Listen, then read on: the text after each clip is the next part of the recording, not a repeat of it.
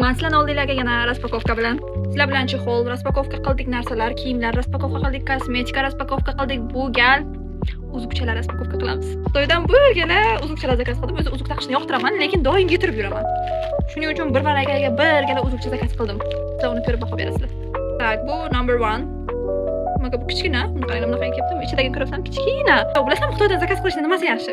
Zakazinglar kelganda уже nima zakaz qilganinglar ham esinglardan chiqib ketadi. Shuning uchun buni qanaqadir bunaqa qilib ochasizlar. Qiziqish bilan. Tak, buni просто nimaga bu kichik? Bu bundami?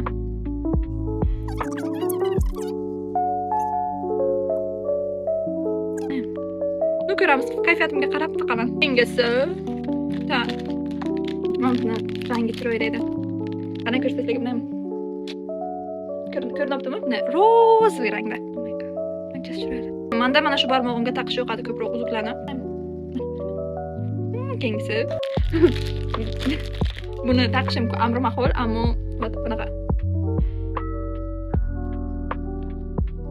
Yomon emas.